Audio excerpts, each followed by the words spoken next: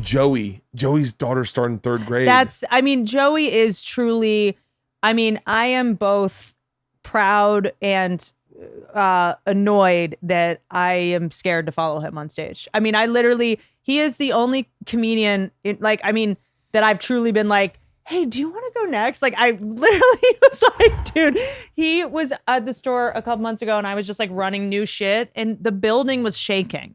He is. I started stretching. So I literally started stretching. I was like, oh God, okay. Like, I was sweating balls. He is. I had to reset the room. Out of this world. I went on, it was not going great. And I had to be like, okay, I miss Joey too. Like, we had to like talk through it. And I had to reset the room and I had to be like, you guys, he had just run like a half hour for Netflix. So he wasn't up there 15 minutes. He was up there a half hour. Like, people were like post-coital, like delirious.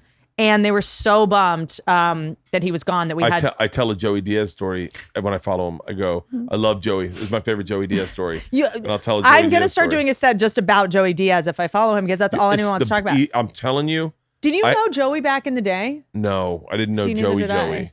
I knew Joey when he was like the guy he is today. I never knew him back in the day. Every time I follow him, I tell one of two stories. One of my favorite Joey Diaz stories ever. This is one of my favorite Joey Diaz stories ever. My dad loves Joey Diaz. Joey introduced my dad to marijuana. Joey, everyone's heard this story. I don't give a fuck. It's my favorite Joey Diaz story. Joey Diaz, my dad texted me one morning. He's flying to LA. My sister's about to give birth. He goes, I'm on the flight with Joey D. And I go, what? And he goes, we're going to change seats and sit next to each other. I go, do not eat whatever he gives you, Dad. And he goes, I'm good. So I don't hear anything from my dad. Oh, fuck. He lands on Delta. He's coming down that glass escalator in the new terminal they're in. They're in a new terminal. It's like a glassed in escalator. And my dad's shaking his head. He's got his little Toomey roller bag shaking his head. I go, what's the matter? And he goes, oh, fucking moron. I sat next to a goddamn moron. I go, you didn't switch seats? He goes, no. Some fucking idiot next to me wouldn't switch seats. And Joey's guy wouldn't switch seats, so we didn't sit next to each other. I said, really? He goes, yeah, a fucking idiot, Bert. This guy was a fucking idiot. He played video games on his phone the whole time. Sat in first class, played video games. What kind of grown man who sits in first class doesn't pull out a newspaper or a magazine or a book or write down a thought? Just played Candy Crush the whole fucking flight. Joey Diaz is coming down the escalator, laughing hysterically. I can hear him through the glass wall.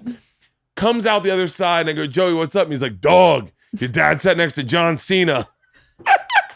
John Cena comes down the escalator playing Candy Crush. Swear to God, I could not stop fucking laughing. Joey Diaz is, dog, your dad sitting next to John Cena. I could not stop laughing. That is so good. It almost sounds like it's not true. I have so many great Joey Diaz stories because, there was a period of time right when they had Mercy where he would just, I'm speaking out of school and I don't like doing that for my friends, but I think Joey was at a loss of parenting and like him. And I think he'd be the first to. Yeah. And he'd be like, dog, what are you doing?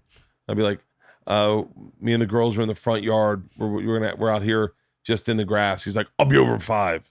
And him and Terry and Mercy would come over and just sit in the front yard. The girls would play with Mercy. I mean, they love Mercy. Aww. And so, but yeah, Joey's the fucking greatest. Yeah, he's been so nice to me and so kind and has given me such fucking good advice. And I think people forget that, like, even when you might have achieved some things, you still need advice, And he's been one of the people that he'll just give it to me. And I'm so grateful because I feel scared asking.